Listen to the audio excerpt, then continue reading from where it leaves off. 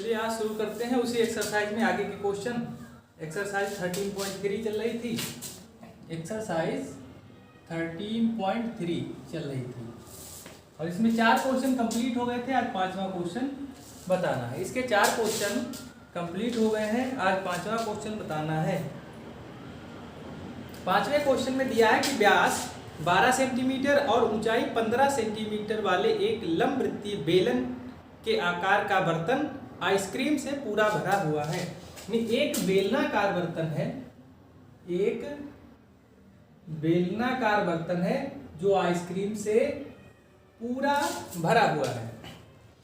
तो इसका व्यास दिया है 12 सेंटीमीटर, 12 सेंटीमीटर। इसकी ऊंचाई दी है 15 सेंटीमीटर। इसकी ऊंचाई कैपिटल एच मान लेते हैं। और इस आइसक्रीम को, जो इस बेलनाकार बर्तन में आइसक्रीम भरी है, इस आइसक्रीम को 12 सेंटीमीटर ऊंचाई और व्यास 6 सेंटीमीटर वाले शंकुओं में भरा जाना है। अब इससे छोटे छोटे कोण को भरा जाना है।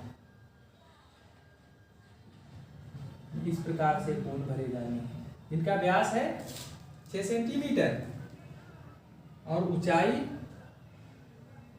है 12 सेंटीमीटर। तो इसकी त्रिज्या हो जाएगी 3 सेंटीमीटर, क्योंकि व्यास दिया है 6 सेंटीमीटर शंकु का त्रिज्या, और जिसका ऊपरी सिरा अर्धगोलाकार होगा।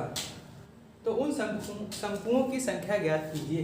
यानी इस शंकु के ऊपर अर्धगोलाकार भाग में भी आइसक्रीम भरी हुई है।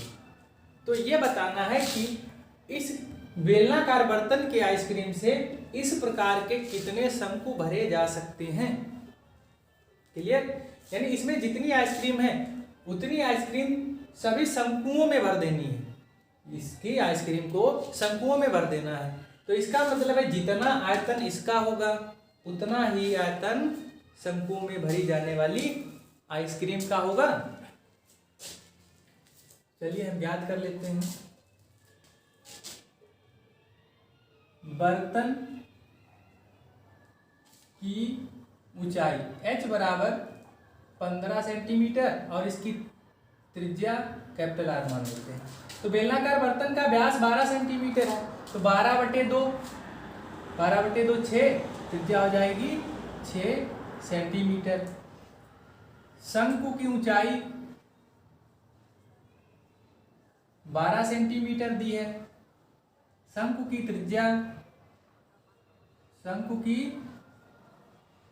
त्रिज्या R बराबर 3 सेंटीमीटर। अब शंकु की त्रिज्या तो 3 सेंटीमीटर होगी, लेकिन इसके ऊपर ये अर्धगोला भी तो है, तो ये इसी के ऊपर है, तो इस अर्धगोले की त्रिज्या भी 3 सेंटीमीटर होगी। तो यानी इस पूरे शंकु का आयतन कैसे ज्ञात होगा? यानी इस पूरी आइसक्रीम का आयतन शंकु का आयतन प्लस अर्धगोले का आयतन, शंकु का आयतन प्लस अर्धगोले का आयतन। तो हम क्या करेंगे कि इस बेलनाकार बर्तन में जितनी आइसक्रीम है उसको भाग कर देंगे एक शंकु में आइसक्रीम से, हमें आंसर मिल जाएगा। यानी शंकुओं की संख्या, जिसको डायरेक्ट कर लेंगे, शंकुओं की संख्या बराबर बेलनाकार बर्तन में जितनी आइसक्रीम है। अब इसमें कितनी आइसक्रीम होगी? जितना इस बर्तन का आयतन होगा। बर्तन बेलनाकार है तो बेलन के आयतन का सूत्र लगा देंगे, πr² बटे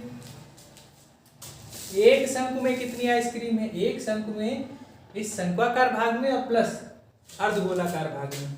तो शंकु का आयतन 1/3 πr² और प्लस अर्धगोले का आयतन, अर्धगोले का होगा 2/3 πr³ हो जाएगा।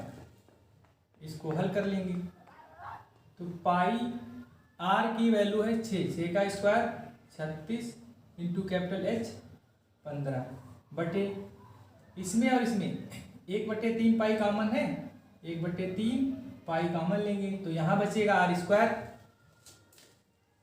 इन दोनों में r² भी कॉमन लो, r² भी कॉमन, तो यहाँ पर बचेगा h और प्लस ये 2r बचेगा, 2 और r² कॉमन चला गया तो इसमें से एक r बचेगा यहाँ पर।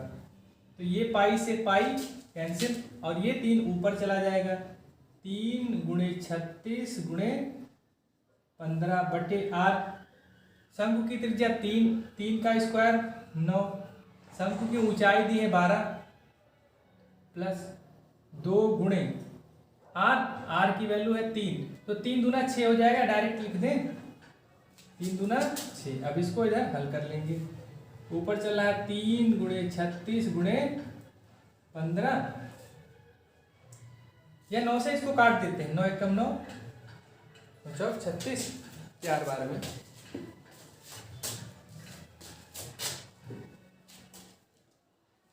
3, 15 चौके 60 बटे 12 6 18, ठीक। 3 एकम 3, 6 बार में 6 एकम और 10, शंकुओं की संख्या आ गई 10। तो इस क्वेश्चन को इस टाइप से भी लगा सकते हैं, ठीक, कि हमने क्या किया है कि ये नीचे है एक शंकु में भरी जाने वाली आइसक्रीम का आयतन एक के लिए, और ऊपर बेलनाकार बर्तन में कुल आइसक्रीम का आयतन, ऊपर कुल आइसक्रीम का आयतन, नीचे एक शंकु में भरी जाने वाली आइसक्रीम का आयतन।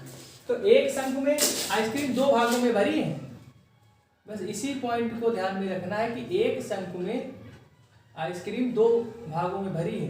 पहले तो ये शंकु में भरी है, इसके बाद इसके ऊपर अर्धगोलाकार भाग में भी आइसक्रीम है, तो इसका आयतन और फिर इसका, दोनों के आयतन प्लस कर देंगे तो एक शंकु में भरी जाने वाली आइसक्रीम मिल जाएगी। तो इस प्रकार ये क्वेश्चन भी कंप्लीट हो गया। अब बढ़ते हैं नेक्स्ट क्वेश्चन की ओर। Question number 6। तो क्वेश्चन नंबर 6 यह है विमाओं 5.5 centimetre into 10 centimetre into 3.5 centimetre वाला एक घनाभ बनाने के लिए 1.75 सेंटीमीटर व्यास और 2 मिलीमीटर मोटाई वाले कितने चांदी के सिक्कों को पिघलाना पड़ेगा। यानी सिक्कों की संख्या बतानी है, सिक्कों की संख्या बतानी है, एक घनाभ को बनाना है, एक घनाभ बड़ा घनाभ बनाना है, सिक्के छोटे हैं, तो कितने सिक्के पिघला दिए जाएं। तो यहाँ पर एक रूप को दूसरे रूप में, मतलब एक रूप से दूसरे रूप में रूपांतरित किया गया है, यानी सिक्कों को घनाभ के रूप में रूपांतरित किया जा रहा है। तो हम कैसे ज्ञात करेंगे। सिक्के का व्यास दिया है, क्वेश्चन नंबर 6, सिक्के का व्यास, सिक्के का व्यास 1.75 सेंटीमीटर और मोटाई दी है। सिक्के की मोटाई देखो, सिक्का किस रूप में होगा, सिक्का होगा बेलनाकार रूप में, क्योंकि उसका वक्र पृष्ठ भी होता है और उसमें मोटाई होती है लेकिन कम होती है, वो उसकी ऊंचाई हो जाएगी।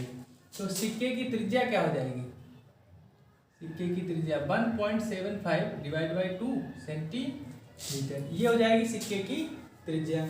और सिक्के की जो मोटाई दी है, सिक्के की मोटाई, उसको उसकी ऊंचाई h से हम डिनोट कर देंगे। 2 मिलीमीटर दी है, अब हम मिलीमीटर को सेंटीमीटर में बदल लेंगे, तो 10 से भाग करना पड़ेगा, यानी 0.2 सेंटीमीटर। तो इस प्रकार हम एक सिक्के का आयतन ज्ञात कर सकते हैं, और एक सिक्के के आयतन को हम घनाभ के आयतन से भाग कर देंगे, तो हमें मिल जाएगी सिक्कों की संख्या बराबर जिस घनाभ को बनाना है उसका आयतन। तो घनाभ बनाना है, घनाभ की विमाएं दी हैं 5.5 इंटू 10 इंटू 3.5, लंबाई गुणे चौड़ाई गुणे ऊंचाई, ये हो गया घनाभ का आयतन। बटे में सिक्के का आयतन लिख देंगे। सिक्के के आयतन के लिए सूत्र लगाएंगे पाई आर स्क्वायर एच, क्योंकि सिक्का बेलनाकार रूप में होगा, ठीक। तो पाई का मान 22/7, त्रिज्या 1.75 बाई 2 इंटू 1.75/2 इंटू एच की वैल्यू 0.2।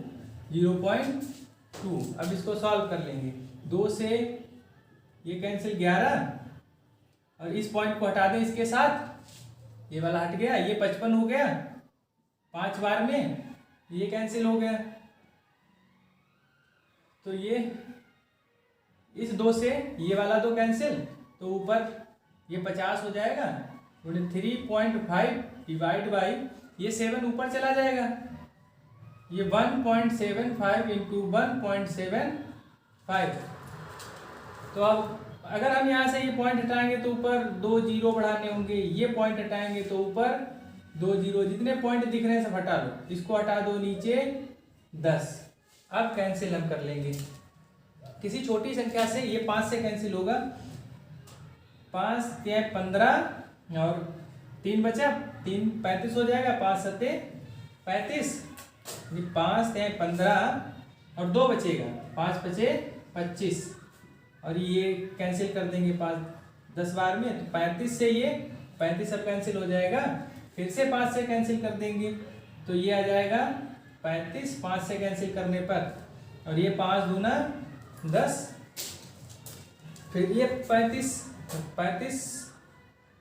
5 सत्ते 35 और ये 20, 7 से 7 कैंसिल कर दो, 1 जीरो से 1 जीरो, तो ये कितना हो गया, 2 दूना 4 और ये 100, ये हो जाएगा 400, यानी सिक्कों की संख्या 400 आ जाएगी। तो इसको कैंसिल अपने आप भी कर सकते हैं आप लोग, कैंसिल जो भी समझ में आया तरीका कैंसिल करने का, उस प्रकार से आप कैंसिल करेंगे, आपको आंसर मिल जाएंगे। तो इस प्रकार से ये क्वेश्चन नंबर 5 और क्वेश्चन नंबर 6 भी कंप्लीट हो चुके हैं। ठीक है।